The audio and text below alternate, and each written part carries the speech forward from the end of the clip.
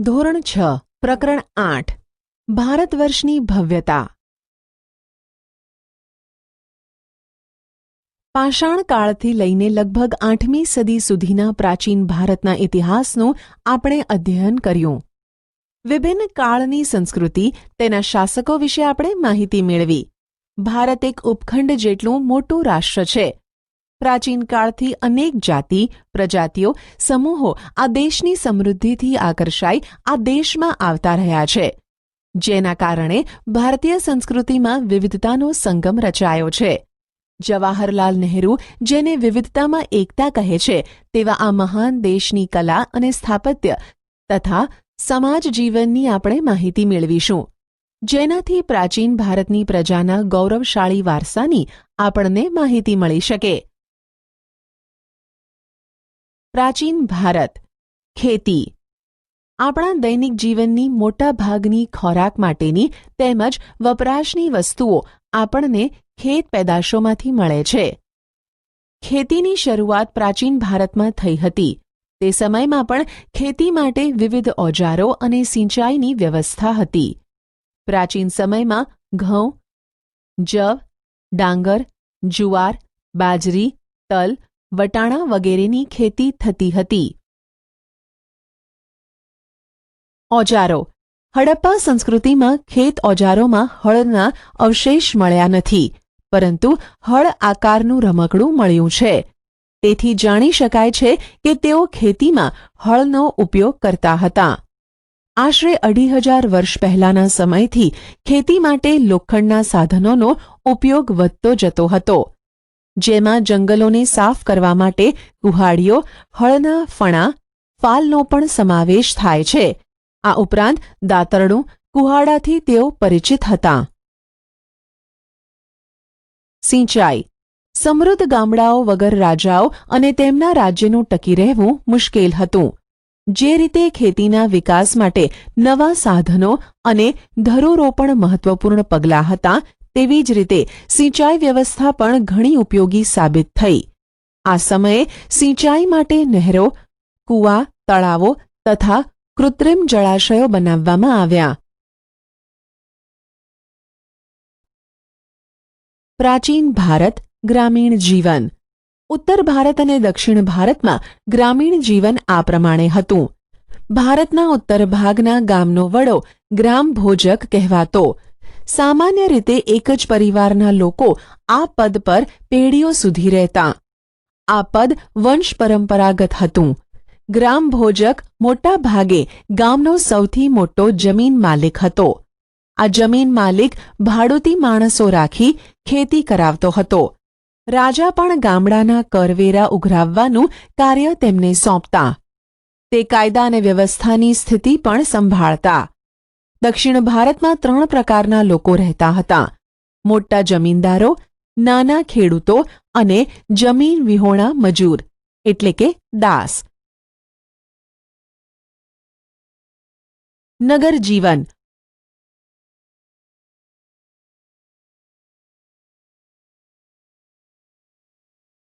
નગર જીવન। મોટા ભાગના શહેરો 2500 વર્ષ પહેલા મહાજનપદોની રાજધાની હતા। આ શહેરો કિલ્લાબંધીથી સુરક્ષિત હતા। ઘણા શહેરોમાં વલયકૂપ પ્રાપ્ત થયા છે, જે કૂવા તરીકે ઓળખાતા। આ વલયકૂપ શૌચાલય, નીક અથવા કચરાપેટી માટે ઉપયોગમાં લેવાતા હતા। ગ્રામીણ અને નગરના લોકો ખોરાકમાં ઘઉં, જવ, ચોખા, દૂધ, દહીં, ઘી, ફળફળાદી તથા માંસ માછલીનો ઉપયોગ કરતા। પુરુષો અને સ્ત્રીઓ સામાન્ય રીતે 2 વસ્ત્રો પહેરતા। શરીરના નીચેના ભાગનું વસ્ત્ર નીવી અને ઉપરના ભાગનું વસ્ત્ર વાસ કહેવાતું। ક્યારેક ઉપરના વસ્ત્ર ઉપર દુપટ્ટા જેવું અધિવાસ લપેટતા। પ્રાચીન ભારતમાં કલા। ઇતિહાસવિદો કલાને 2 ભાગમાં વહેંચે છે: એક લલિત કલા અને 2 નિદર્શન કલા। લલિત કળામાં ચિત્ર, સાહિત્ય, સ્થાપત્ય, સંગીત, માટીકલા વગેરેનો સમાવેશ થાય છે, જ્યારે નિદર્શન કલામાં નૃત્ય અને નાટકનો સમાવેશ થાય છે। આપણે આ બાબતોને વિગતે જોઈશું। ભારતમાં સાહિત્યનો વારસો. ભારતીય સાહિત્ય ધાર્મિક, ધર્મેતર અને વિદેશી મુસાફરોના વર્ણનોને એમ 3 ભાગમાં વહેંચાયેલું છે. ધાર્મિક સાહિત્ય. ભારતના સૌથી પ્રાચીન ધાર્મિક સાહિત્યમાં વેદોનો સમાવેશ થાય છે. તેમની સંખ્યા 4 છે: ઋગ્વેદ, યજુર્વેદ, સામવેદ અને અથર્વવેદ. વેદોને સમજાવવા માટે બ્રાહ્મણ ગ્રંથો અને આર્યણકોની રચના કરવામાં આવી, જેમાં શતપથ બ્રાહ્મણ, ગોપથ બ્રાહ્મણ અને બૃહદારણ્યક સૌથી અગત્યના ગણાવી શકાય. આ સિવાય રામાયણ અને મહાભારત એ બંને મહાકાવ્યો પ્રાચીન ભારતીય સમાજ, સંસ્કૃતિ અને ધર્મનો ત્રિવેણી સંગમ છે. વેદ વ્યાસ રચિત મહાભારત પ્રારંભમાં જય સંહિતાથી ઓળખાતું, જે વિકસતું જતા 1,00,000 શ્લોકનું મહાભારત થયું. તે જ રીતે વાલ્મીકી રચિત રામાયણમાં ભગવાન શ્રીરામની કથાની સાથે આદર્શ સમાજ જીવન અને નૈતિક ધોરણોનું ચિત્રણ થયેલું છે. 108 જેટલા ઉપનિષદો ભારતીય ચિંતનના મહામૂલો ગ્રંથો છે. કઠ, કેન, પ્રશ્ન, મુંડક, માંડુક્ય, ઈશાવાસ્યમ અને છાંદોગ્ય ઉપનિષદો ભારતના તત્વજ્ઞાનના મહાન ગ્રંથો છે. પુરાણોની સંખ્યા 18 જેટલી છે, જેમાં વિષ્ણુ પુરાણ, ગરુડ પુરાણ, વાયુ પુરાણ અને મત્સ્ય પુરાણ તેમજ ભાગવત વિશિષ્ટ ગ્રંથો તરીકે ખ્યાત થયા છે. બૌદ્ધ અને જૈન ધર્મના મહાન ગ્રંથોમાંથી આપણને સમાજ જીવન અને ધર્મની માહિતી મળે છે. બૌદ્ધ ધર્મના મૂળ ગ્રંથોને ત્રિપિટક કહેવાય છે. તેમાં સૂત, સૂત્ર પિટક, વિનય પિટક અને અભિધમ પિટકનો સમાવેશ થાય છે. આ સિવાય જાતક કથાઓ, દિઘનિકાય, અંગુત્તર નિકાય અને મજીજ્મ નિકાય અગત્યના ગ્રંથો છે. નાગસેનનું મિલિંદ પાન્હો પ્રશ્નો અને આર્ય મંજીષી શ્રીમૂળ કલ્પ અગત્યના બૌદ્ધ ગ્રંથો છે. તિબત ભાષામાં બૌદ્ધ ગ્રંથની કઝાર અને તંઝર 2 સંહિતા પ્રસિદ્ધ છે. જાતક કથાઓ, દિઘનિકાય, મજ્જિમ નિકાય પણ બૌદ્ધ ગ્રંથો છે. આ ઉપરાંત બૃહદ કથા, હરિવંશ પુરાણ, વાસુદેવ હીડી, સિદ્ધ હેમ શબ્દાનુશાસન, દ્વયાશ્રય અને કીર્તિ કૌમુદી મુખ્ય છે. જૈન ગ્રંથોને આગમ ગ્રંથો કહેવામાં આવે છે. આવા આગમ ગ્રંથોની સંખ્યા 12 છે. જૈન ધર્મનું પ્રાચીન સાહિત્ય 14 પર્વ અને 12 અંગમાં વહેંચાયેલું છે. મુખ્ય ગ્રંથોમાં આગમો, આચારંગ અને વૈતાલિક દશાવૈતાલિક સૂત્ર અગત્યના છે.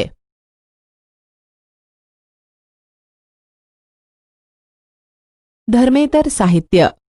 જેમની વિષયવસ્તુ ધર્મની બહાર છે તેવી સાહિત્યિક ગ્રંથો ધર્મેતર સાહિત્ય તરીકે ઓળખાય છે. તેમાં મોટે ભાગે કાવ્યો, નાટકો, પ્રશસ્તિઓ, વ્યાકરણ ગ્રંથો અને સ્મૃતિઓનો સમાવેશ થાય છે. આ સ્મૃતિઓ એ ભારતના કાયદા ગ્રંથો છે, જેમાં મનુસ્મૃતિ, યાજ્ઞવલ્ક્ય સ્મૃતિ અને નારદ સ્મૃતિનો સમાવેશ થાય છે. કૌટિલ્યનું અર્થશાસ્ત્ર પણ કાયદા ગ્રંથ છે. પ્રાચીન ભારતમાં મોટા પ્રમાણમાં નાટકો અને કાવ્યોની રચના થઈ છે, જેમાં મહાકવિ ભાસ, કાલિદાસ, શુદ્રક, ભારવી જેવા મહાન સાહિત્યકારોનો સમાવેશ થાય છે. આવા અગત્યના મહાકાવ્યો અને નાટકોમાં અભિજ્ઞાન શાકુંતલમ, રઘુવંશમ, મેઘદૂતમ, કિરાતાર્જુનિયમ, સ્વપ્ન વાસવદત્તમ અને મૃચ્છકટિકમ વગેરેનો સમાવેશ થાય છે. દક્ષિણ ભારતમાં એક વિશિષ્ટ સાહિત્ય, જેને સંગમ સાહિત્ય કહેવામાં આવે છે, તેની રચના ઈસવીસનની પ્રથમ 3 સદીઓમાં થઈ હતી. મદુરાઈમાં 3 સંગમ સભામાં 1600 જેટલા લોકકવિઓએ વીર કાવ્યોની રચના કરી. આ સાહિત્યમાં શિલપ્પદિકારમ, મણિમેખલાઈ ખૂબ જ અગત્યના છે. સંસ્કૃત ભાષામાં સર્વશ્રેષ્ઠ વ્યાકરણ ગ્રંથ પાણિનીનું અષ્ટાધ્યાયી છે, જે ઈસવીસન પૂર્વે 5મી સદીમાં રચાયું હતું. અશોકના શિલાલેખો પણ પ્રાચીન ભારતના ઇતિહાસ, મૌર્ય સામ્રાજ્યના વહીવટી તંત્રો તથા બૌદ્ધ ધર્મના નૈતિક નિયમો વિશે માહિતી આપે છે. ગુપ્તકાળમાં પ્રશસ્તિ, કાવ્યો અને ગ્રંથોનો ઘણો વિકાસ થયો. સમુદ્રગુપ્તની પ્રયાગ પ્રશસ્તિના લેખક હરિશેણ હતા, તો ઉદયગીરીની ચંદ્રગુપ્ત દ્વિતીયની પ્રશસ્તિના લેખક વીરસેન સાબા હતા.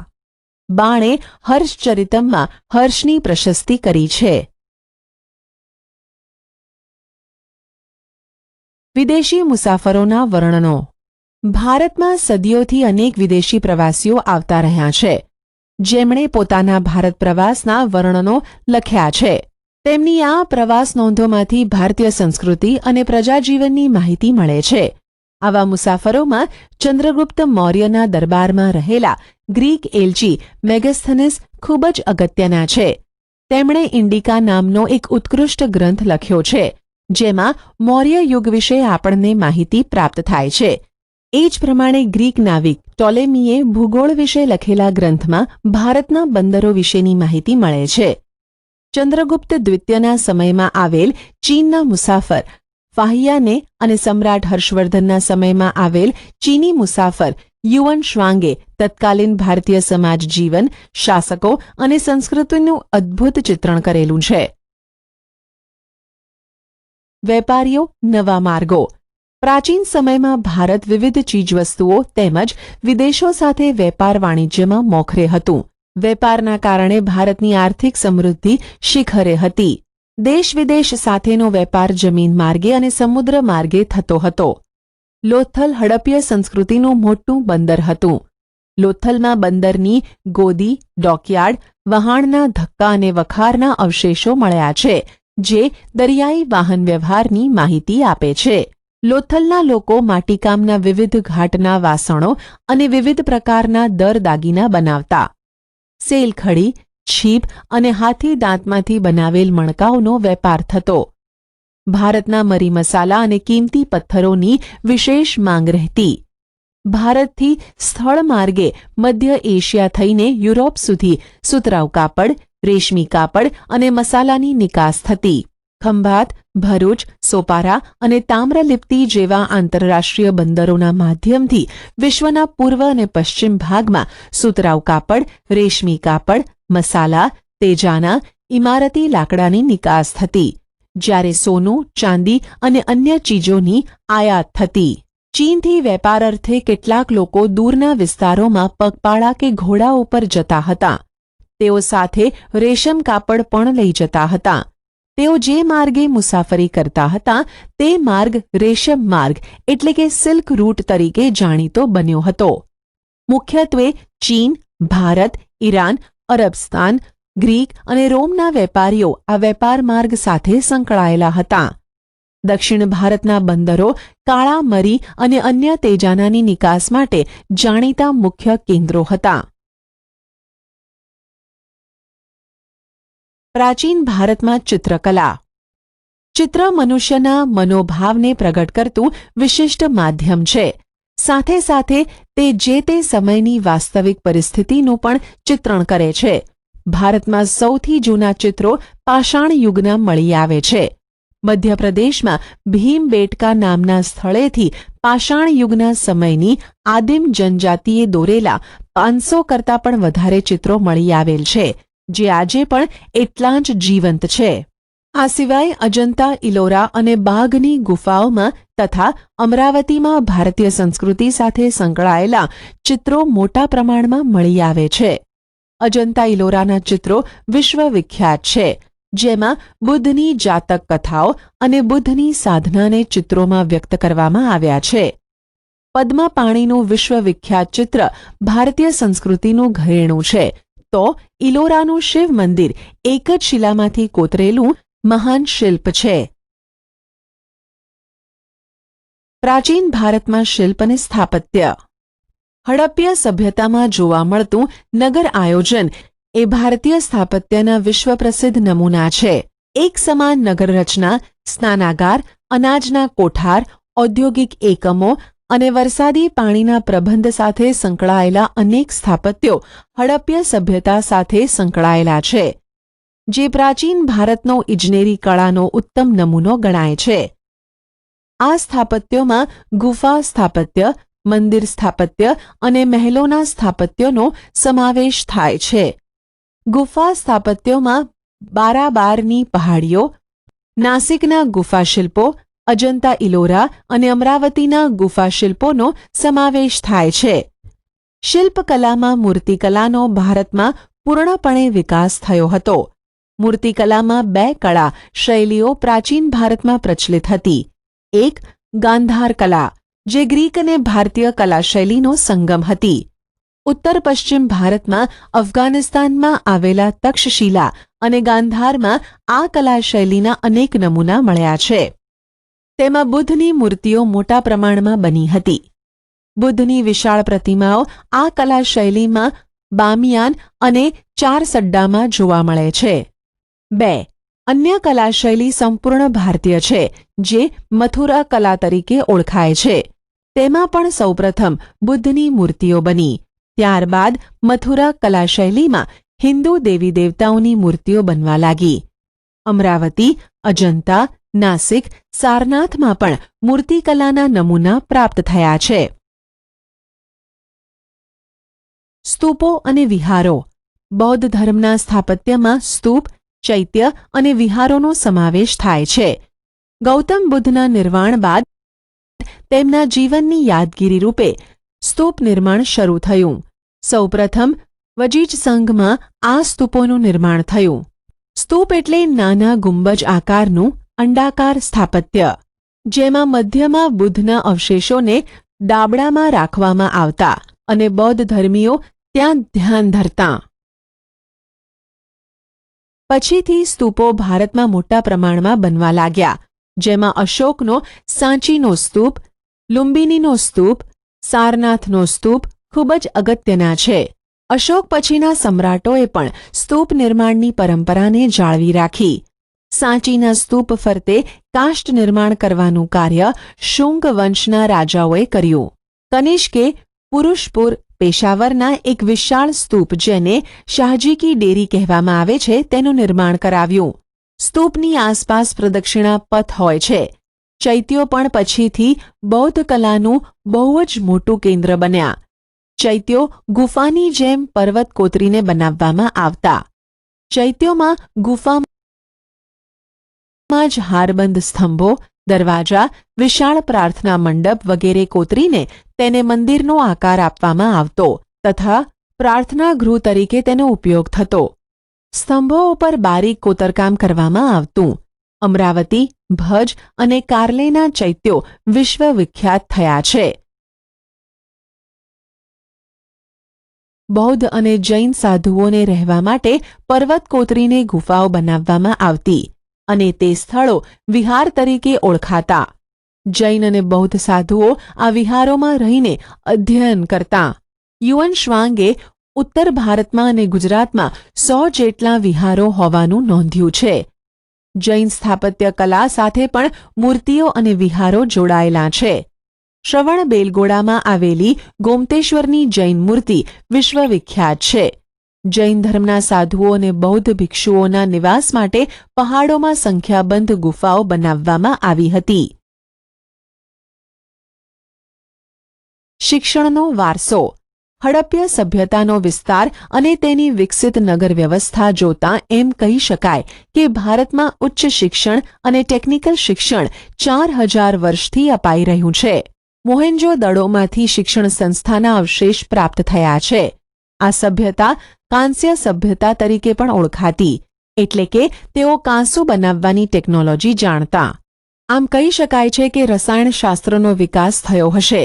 કિલ્લા, મકાનો, સ્નાનાગાર, રસ્તા, સિવિલ ઇજનેરી તંત્રનો વિકાસ દર્શાવે છે. કાપડ વણાટ અને વહાણવટાનો વિકાસ દર્શાવે છે. યાંત્રિક ઇજનેરી તંત્ર હડપ્ય સંસ્કૃતિના સમયથી જ ભારતમાં પાંગરતું રહ્યું છે. પ્રાચીન ભારતમાં શિક્ષણ આપતી 5 વિદ્યાપીઠો, જેને આપણે યુનિવર્સિટી કહી શકીએ, તેના અવશેષો મળી આવ્યા છે. ઉત્તર પશ્ચિમ ભારતના ગાંધાર ક્ષેત્ર પાસે તક્ષશિલા મહાન શૈક્ષણિક તીર્થસ્થાન હતું. અહીંયા નીતિશાસ્ત્ર, સંસ્કૃત વ્યાકરણ, ખગોળ અને જ્યોતિષ, હિન્દુ ધર્મ અને દર્શનનું શિક્ષણ અપાતું. પાણીની, ચાણક્ય, ચંદ્રગુપ્ત, જીવક જેવા મહાન દાર્શનિકો અને શાસકો આ જ શિક્ષણ સંસ્થામાંથી ખ્યાતિ પામ્યા હતા. બિહારમાં આવી જ એક શિક્ષણ સંસ્થા નાલંદા વિદ્યાપીઠ તરીકે ખ્યાત હતી. યુઅન શ્વાંગે પણ તેની મુલાકાત લીધી હતી. અહીંયા પણ હિન્દુ અને બૌદ્ધ દર્શનશાસ્ત્રોનું શિક્ષણ આપવામાં આવતું હતું. નાલંદા વિશ્વવિદ્યાપીઠના આચાર્ય નાગાર્જુન મહાન રસાયણશાસ્ત્રી હતા. તેમણે પારાની ભસ્મ બનાવીને ઔષધિ તરીકે વાપરવાની શરૂઆત કરી. ગુજરાતમાં 6મી-7મી સદીમાં વલભીમાં મહાન વિદ્યાપીઠ હોવાના પુરાવા પ્રાપ્ત થયા છે. તેના વિશે પણ યુએન શ્વાંગે ખાસ્સું લખાણ કર્યું છે. અહીંયા દૂર દેશાવરથી અનેક વિદ્યાર્થીઓ વિદ્યા પ્રાપ્ત કરવા આવતા. પ્રવેશ માટે વિદ્યાર્થીઓએ પ્રવેશિકાની પરીક્ષા આપવી પડતી. ત્યારબાદ આચાર્યો લેખિત પરીક્ષા લઈ રૂબરૂ મુલાકાત સમાલાપ માટે આગળ મોકલતા. આવી આધુનિક કક્ષાની શિક્ષણ પદ્ધતિ તે સમયે ભારતમાં પ્રવર્તમાન હતી. અહીંયા હિન્દુ, બૌદ્ધ અને જૈન એમ ત્રણેય ધર્મ, ચિંતન, જ્યોતિષ, ખગોળનું જ્ઞાન આપવામાં આવતું. બંગાળમાં વિક્રમશિલા અને ઓદંતપુરી નામની 2 વિદ્યાપીઠો એટલે કે યુનિવર્સિટી અસ્તિત્વમાં હતી, જ્યાં બૌદ્ધ ધર્મ સાથે સંકળાયેલા 3 માળના વિશાળ પુસ્તકાલયો બનાવવામાં આવ્યા હતા. સિક્કા. ભારતનો ઇતિહાસ જાણવાનું એક અગત્યનું સાધન અને સમૃદ્ધિનું પ્રતીક સિક્કા છે. ભારતમાં સૌથી જૂના સિક્કા ઈસવીસન પૂર્વે 5મી સદીના પંચમાર્ક કોઈન તરીકે ઓળખાય છે. ત્યારબાદ ઇન્ડો ગ્રીક રાજાઓએ વિશિષ્ટ પ્રકારના સુવર્ણ સિક્કા શરૂ કર્યા, જેની ઉપર રાજાનું ચિહ્ન, તેની આકૃતિ એટલે કે ફોટો અને તેનો સમય ઉલ્લેખિત થયો હતો. તેનાથી આપણને તે સમયનો ઇતિહાસ જાણવા મળે છે. સૌથી શ્રેષ્ઠ સિક્કા ગુપ્ત કાળના જોવા મળે છે. સમુદ્રગુપ્તના વીણાવાદન કરતા અને વ્યાઘ્ર પરાક્રમ ચંદ્રગુપ્ત પ્રથમના રાજા રાણીના અને ગરુડના, ચંદ્રગુપ્ત દ્વિતીયના, વિક્રમાદિત્ય અને સિંહ વિક્રમના તથા ગરુડધ્વજના સિક્કા મોટા પ્રમાણમાં મળી આવેલા છે. આ સિક્કા મોટે ભાગે સુવર્ણના છે, જેનાથી તે સમયની ભારતની અપાર સમૃદ્ધિની માહિતી મળે છે. ભારતનો સર્વાંગી વિકાસ સદીઓથી થતો રહ્યો છે. જ્ઞાનની લગભગ તમામ શાખાઓ આપણા દેશમાં ફૂલી ફાલી અને વિકસી છે. ભારતનો મહાન સાંસ્કૃતિક વારસો સમગ્ર વિશ્વમાં અદ્વિતીય છે.